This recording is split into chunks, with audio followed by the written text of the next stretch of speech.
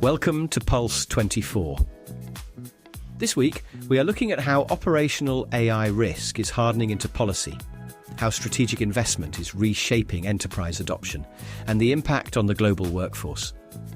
Amazon recently mandated senior sign-off for all AI-assisted code pushes, following a significant 13-hour AWS outage in China.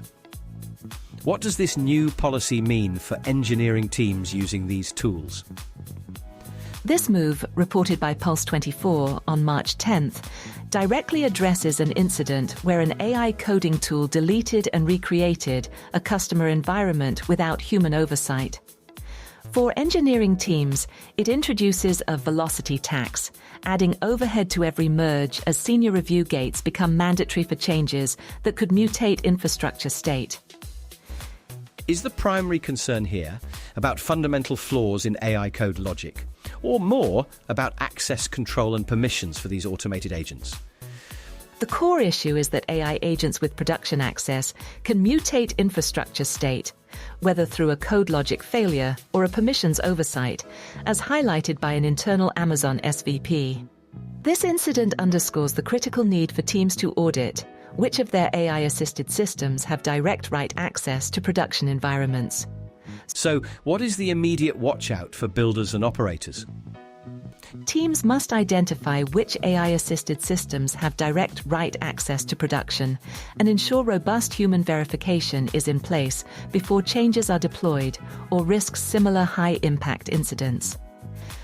OpenAI is reportedly finalizing a $10 billion joint venture with several prominent private equity firms. How will this strategic move reshape how business leaders might procure AI services? Reuters reported on March 16th that this venture involves private equity firms investing around $4 billion for equity and board representation. This creates a direct channel for OpenAI into portfolio companies, potentially compressing the typical 6-month CIO evaluation cycle into mere weeks. Does this mean AI vendor selection becomes more of a governance decision than a purely technical one for these firms? Exactly. Board-level mandates can bypass traditional procurement gatekeeping, turning AI adoption into a top-down directive. However, history shows that PE-mandated tech adoption does not always guarantee successful usage or value. What should CTOs at PE-backed companies be doing now to prepare for this shift? Leaders in PE-backed companies should proactively negotiate opt-out clauses and robust data governance terms with their private equity sponsors before board-level mandates arrive to ensure alignment with their operational needs. Meta and Atlassian have announced significant job cuts, with both companies explicitly citing a pivot to AI and a reshaping of required skills. What does this signal for the wider talent market and workforce strategy? Meta is reportedly planning to cut 20% of its workforce, over 15,000 jobs, according to Reuters on March 14th, with Atlassian cutting 1,600 on March 12th, both linking these changes to AI rebalancing. This demonstrates a clear shift where junior and generalist roles are contracting, while demand for AI operations and model integration specialists is rapidly increasing. Is this genuinely an AI-driven shift in workforce needs, or are these cuts more indicative of broader capital market discipline across big tech? While capital market discipline certainly plays a role, the consistent messaging around AI-driven skills reshaping suggests companies are actively reallocating headcount towards model-native product development.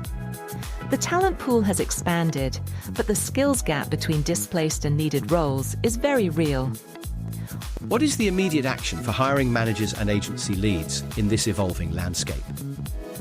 Hiring managers should assess their future skills needs now and plan team composition for the coming quarters, as the market will quickly price in this shift towards specialist AI roles and potentially depress rates for generalists. Lightning round? 2 quick items for our listeners. First, what should we be watching regarding hardware strategy and open models? NVIDIA is investing $26 billion over 5 years into open-source AI models, such as Nematron 3 Super, as Wired reported on March 12th.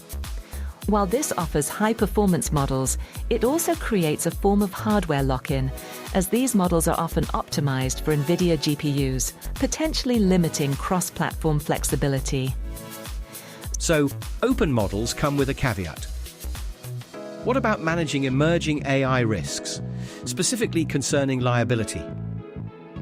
Insurers like Armilla and Munich Re are now offering dedicated AI malfunction and hallucination coverage, with Deloitte projecting a $4.8 billion market by 2032, as reported by The Economic Times on March 15th. This highlights that operational AI risk is materializing, and businesses need to consider specific insurance solutions for potential errors and biases. Dr. Anya Sharma, thank you for joining us on Pulse 24. My pleasure, Nate. And to our listeners, stay curious, stay informed. See you next time.